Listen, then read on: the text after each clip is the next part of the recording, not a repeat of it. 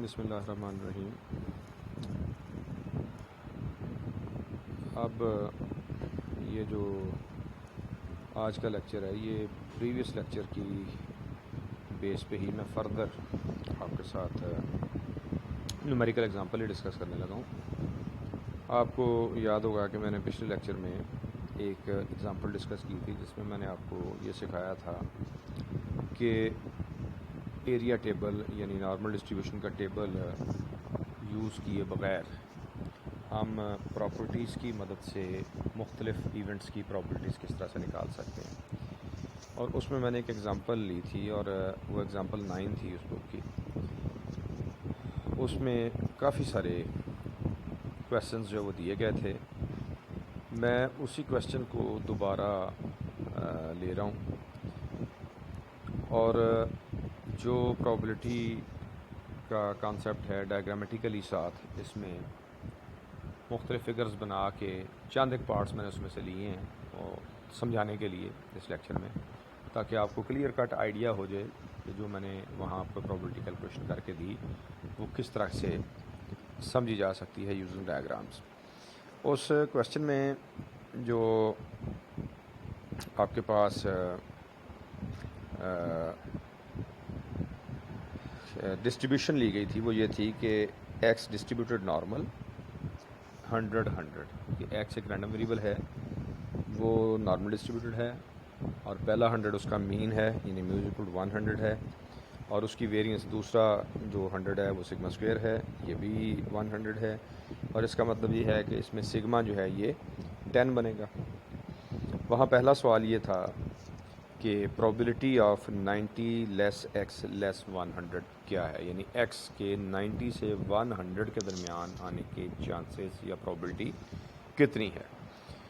और ये हमने using special areas under normal curve जो कि म्यू माइनस सिग्मा से mu plus sigma, mu minus 2 sigma से म्यू प्लस 2 सिग्मा तक, और फिर इस तरह म्यू माइनस 3 सिग्मा से म्यू प्लस 3 सिग्मा के दरमियान जो फ़िक्स प्रोबेबिलिटीज़ हैं, जो कि नॉर्मल डिस्ट्रीब्यूशन की प्रॉपर्टी है कि तमाम नॉर्मल डिस्ट्रीब्यूशन के अंडर, चाहे वो स्टैंडर्डाइज्ड फॉर्म है चाहे वो नॉन स्टैंडर्डाइज्ड फॉर्म है, सभी में ये एरियाज़ जो हैं वो फिक्स रहते हैं।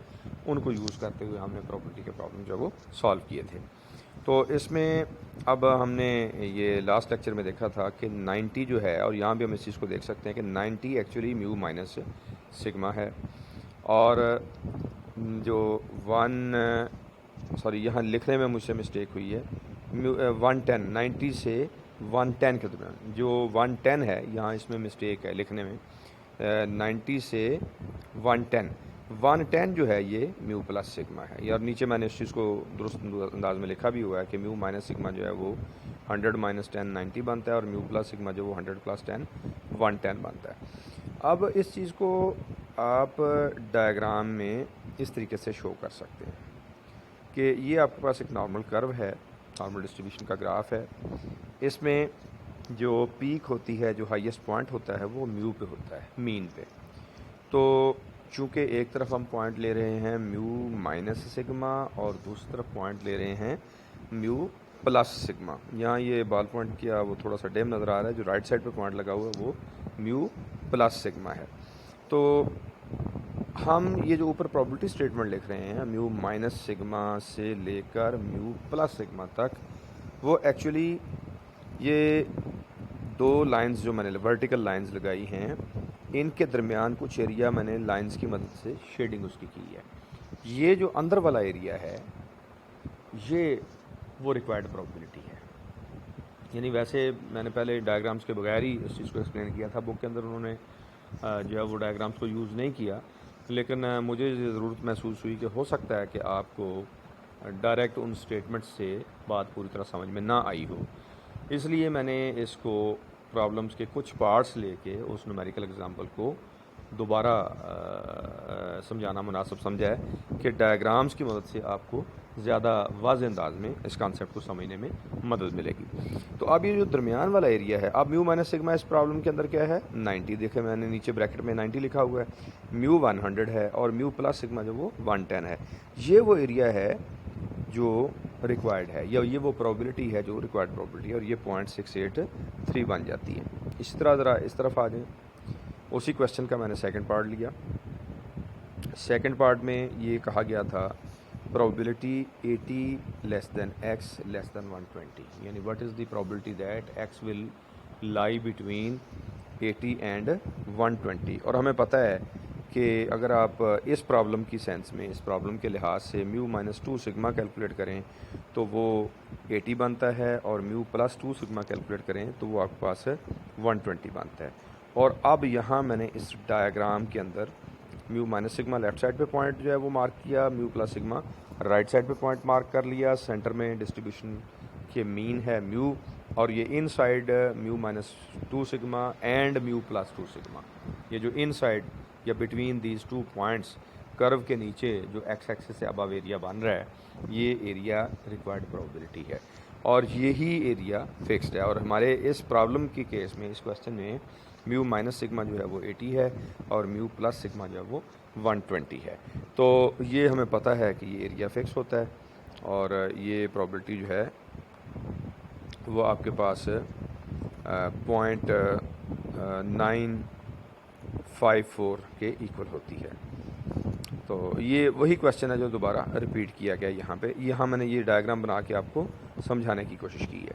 इसी तरह अगर आप इस पे आ जाएं थर्ड पार्ट पे उसी क्वेश्चन के, तो ये था प्रोबेबिलिटी 70 लेस एक्स लेस 130, और हमें पता है कि जो म्यू माइनस 3 सिग्मा इस क्वेश्चन में, चूँकि म्यू 100 है, सिग्मा 10 है, म्यू माइनस 3 सिग्मा कैलकुलेट करें तो वो 70 बनता है, और म्यू प्लस 3 सिग्मा कैलकुलेट करें तो वो 130 बन जाता है।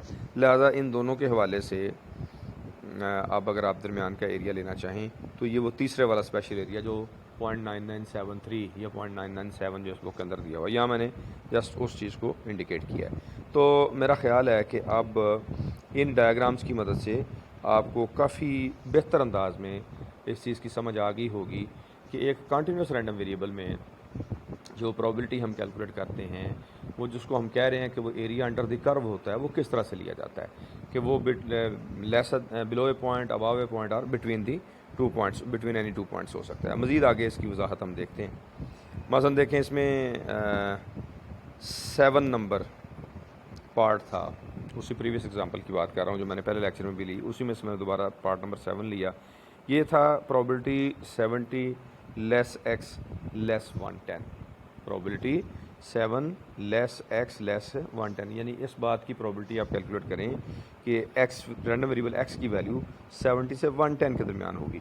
और आप देखें ये जो पहली तीनों रेंजेस हैं उसमें ट्रिक है, यानी म्यू से लेफ़्ट और राइट पे पॉइंट जो है वो इक्वी डिस्टेंट है, यानी यहाँ पहले केस में 10 लेस और 10 अबव मोर, और इधर 20 लेस एंड 20 मोर, और इस केस में 30 लेस एंड 30 मोर। लेकिन ये जो हम अब प्रॉब्लम टेकअप कर रहे हैं इसमें ऐसा नहीं है। इसमें लेफ़्ट साइड पे म्यू माइनस 3 सिग्मा है और राइट साइड पे म्यू प्लस सिग्मा है। यानी अगर आप डायग्राम को देखें, अगर आप डायग्राम को देखें तो आपको ये नज़र आएगा कि लेफ़्ट साइड पे पॉइंट जो वो 30 के डिस्टेंस पे है, म्यू आपका 100 है, और उसके लेफ़्ट पे जो म्यू माइनस 3 सिग्मा है वो 70 है, यानी वो 30 का डिस्टेंस है। और अगर आप राइट साइड पे आएँ तो ये 100 से जस्ट 10 का डिस्टेंस है। तो इस तरीके से आपके पास ये म्यू माइनस 3 सिग्मा और म्यू प्लस 3 सिग्मा, एक दूसरा जो वो म्यू प्लस सिग्मा है। अब क्लियरली ये जो सेंटर में एरिया है ये सिमेट्रिकल नहीं है, और दोनों तरफ जो पॉइंट्स हैं जिनके दरमियान हम प्रोबेबिलिटी कैलकुलेट करना चाहते हैं, ये दो डिफरेंट नेचर के पॉइंट हैं। एक 3 सिग्मा डिस्टेंस पे है, एक 1 सिग्मा डिस्टेंस पे है। तो इसका मतलब ये हुआ कि अब ये एक प्रॉपर्टी की बजाय दो प्रॉपर्टीज़ इकट्ठी यूज़ करके सॉल्व किया जाएगा। बाकी इसकी प्रोबेबिलिटी जो है वो हमने पहले ऑलरेडी कैलकुलेट की हुई है।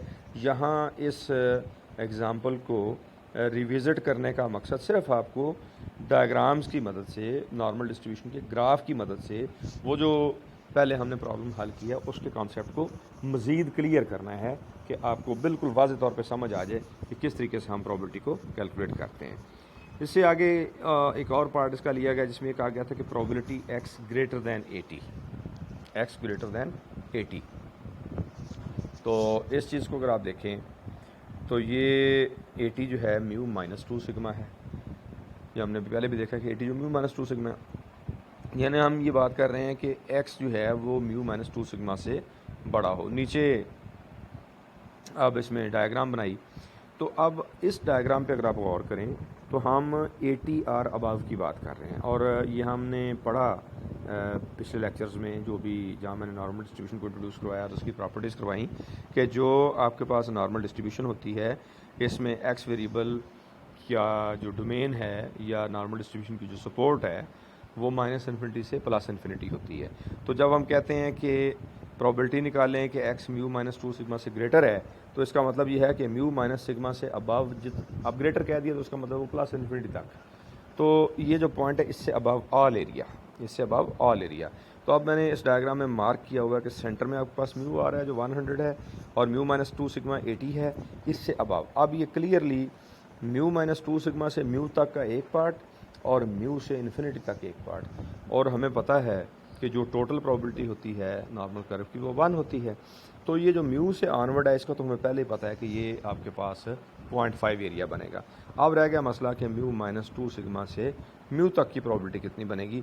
तो वो प्रोबेबिलिटी फिर इसमें से आपको यहाँ मैंने इसको किया है कि म्यू माइनस 2 सिग्मा से म्यू प्लस 2 सिग्मा की जो प्रोबेबिलिटी को अगर हाफ कर दें तो वो फिर ये म्यू माइनस 2 सिग्मा से म्यू तक वाली, यानी ये जो म्यू से पहले वाली प्रोबेबिलिटी बनती है जितनी, वो बन जाएगी। वो आपको पता है कि 0.954 है, उसको 2 से डिवाइड करके 0.5 ऐड कर दें तो ये रिक्वायर्ड प्रोबेबिलिटी जब वो बन जाती है। ऐसे ही ये एक क्वेश्चन इसमें और था कि probability x less than 70, probability x less than 70। तो इसमें 70 जो है हमें पता है कि म्यू माइनस 3 सिग्मा है। 70 जो है ये आपके पास म्यू माइनस 3 सिग्मा है। तो अब इस डायग्राम को अगर आप देखें तो आपको बात समझ में आ जाएगी कि आपके पास सेंटर में म्यू है, लेफ़्ट साइड पे पॉइंट म्यू माइनस 3 सिग्मा जो कि 70 है, राइट साइड पे point mu plus 3 sigma symmetrically लग सकता है जो कि 130 है। हमें ये लोअर टेल का यानी लेफ़्ट टेल का ये बिल्कुल थोड़ा सा एरिया जो एंड बिल्कुल लोअर साइड पे, लोअर एंड में है, ये रिक्वायर्ड है। इसका मतलब है कि इससे ऑनवर्ड सारी डिस्ट्रीब्यूशन हमें उसकी ज़रूरत नहीं है। तो अब तरीकाकार क्या है कि म्यू माइनस 3 सिग्मा हमें ये इंडिकेट करता है, इससे हमें ये हेल्प मिल जाती है कि टोटल कर्व है 1। टोटल कर्व आपके पास क्या है 1। अगर मैं 1 में से ये दरमियान वाला एरिया जो म्यू माइनस 3 सिग्मा से म्यू प्लस 3 सिग्मा के दरमियान है, यानी 1 में से 70 और 130 के दरमियान वाली प्रोबेबिलिटी माइनस कर दूं तो क्लियरली वो 70 से लेस और 130 से ग्रेटर वाला एरिया ये बच जाएगा। यानी अगर ये सेंटर वाला ये दो पॉइंट्स जो लगे हुए हैं म्यू माइनस 3 सिग्मा और म्यू प्लस 3 सिग्मा, इसकी वैल्यू तो हमें पता है कि ये 0.9973 है, और टोटल प्रोबेबिलिटी का भी हमें पता है कि इस कर्व के नीचे 1 है। 1 में से अगर ये सेंटर वाला पार्ट माइनस कर दें तो जो बाकी बचता है वो 70 से लेस वाला एरिया या प्रोबेबिलिटी कह लें, प्लस 130 से अबव वाला एरिया या प्रोबेबिलिटी, यानी ये जो लोअर टेल का थोड़ा सा एरिया और जो अपर टेल का थोड़ा सा एरिया, इसका टोटल आ जाता है। चूँकि डिस्ट्रीब्यूशन सिमेट्रिक है तो ये दोनों टेल्स के अंदर जो बाकी एरिया है यानी म्यू माइनस 3 सिग्मा से कम वाला एरिया इक्वल होगा म्यू माइनस 3 सिग्मा से ग्रेटर वाले एरिया के। लिहाजा उनका जब सम हमें मिल जाता है या टोटल एरिया मिल जाता है तो अगर हम उसको दो से डिवाइड कर दें तो हमें रिक्वायर्ड प्रोबेबिलिटी जो वो मिल जाती है। ये लॉजिक उसके अंदर यूज़ की गई थी। यहाँ मैंने अब डायग्राम की मदद से वो चीज़ आपको वाज़ेह कर दी कि ये होगी 1 minus probability mu minus 3 sigma less x less than mu plus 3 sigma divide by 2, और इसका जवाब फिर जो वो 0.0015 आ जाता है। मैंने सारे पार्ट्स इसमें अज्यूम नहीं किए, वो पूरी की पूरी एग्जांपल मैंने दोबारा नहीं ली, उसमें तो बहुत सारे पार्ट्स थे। सिर्फ मैंने आपको समझाने के नुक्ता नज़र से उसका कॉन्सेप्ट अच्छे तरीके से वाज़ेह करने के लिए कि वहाँ बुक के अंदर उन्होंने वो डायग्राम्स को यूज़ नहीं किया, आपको मुकम्मल तौर पे समझ आए कि एरिया अंडर दी कर्व है क्या, नॉर्मल कर्व के अंडर एरिया किस तरह से शो किया जाता है। और अब आपके सामने बड़ा वाज़ेह है बिटवीन 2 पॉइंट्स, और यहाँ जो है अबव ए गिवन पॉइंट और यहाँ जो है बिलो ए गिवन पॉइंट। मैंने आपको यही बताया था कि जब हम कॉन्टिन्यूस रैंडम वेरिएबल की बात करते हैं और उसमें प्रोबेबिलिटी की कैलकुलेशन करते हैं तो या तो आप कोई से 2 पॉइंट्स के दरमियान एरिया या प्रोबेबिलिटी मालूम करते हैं, या आप किसी पॉइंट के अबव एरिया मालूम करते हैं या किसी पॉइंट से बिलो एरिया जो आप कैलकुलेट करते हैं। तो मुख्तलिफ मैंने एग्जांपल्स उसके चंद एक पार्ट्स लेके उसी एग्जांपल 9 के मैंने अब आपको डायग्राम्स की मदद से इसको अच्छे तरीके से एक्सप्लेन करने की कोशिश की है कि अगर उसमें कोई कन्फ्यूजन है भी जो कि डायग्राम्स के बगैर अगर आपको नहीं समझ आई तो इनके मुताबिक अब जो बाकी पार्ट्स हैं उनकी डायग्राम्स आप खुद बना सकते हैं। आपके लिए कोई मुश्किल होनी नहीं चाहिए। बाकी पार्ट्स के लिए आप छोटी छोटी सी इस तरीके से नॉर्मल कर्व्स ड्रा करें, उनके उस कर्व के नीचे आप पॉइंट्स को मार्क करें और पॉइंट्स को मार्क करके देखें कि कौन सा एरिया बन रहा है, वो कहाँ पे आना है। आपको ईजीली सब का अंदाज़ा हो जाएगा कि वो पार्ट्स जो किस तरीके से सॉल्व किए गए। अब फिर मैं आगे मज़ीद एक्सप्लेन करता हूँ कि जो मैंने वहाँ डिस्कस किया था स्टैंडर्डाइज्ड वेरिएबल और नॉर्मल डिस्ट्रीब्यूशन और स्टैंडर्ड नॉर्मल डिस्ट्रीब्यूशन का रिलेशन जो वो क्या है अभी नेक्स्ट में उसको डिस्कस करता हूँ। और उसी एग्जांपल के अंदर फिर कुछ पार्ट दिए गए थे जिसमें प्रोबेबिलिटीज मांगी गई थी z के हवाले से, यानी z को हमने स्टैंडर्डाइज्ड वेरिएबल का नाम दिया हुआ है और जब नॉर्मल वेरिएबल हो तो फिर वो स्टैंडर्ड नॉर्मल वेरिएबल बन जाता है। तो अभी हम उस एग्जांपल के बाकी पार्ट्स को समझने के लिए लिंक पहले डिस्कस करते हैं कि नॉर्मल डिस्ट्रीब्यूशन और स्टैंडर्ड नॉर्मल डिस्ट्रीब्यूशन का आपस में किस तरह का रिलेशन है।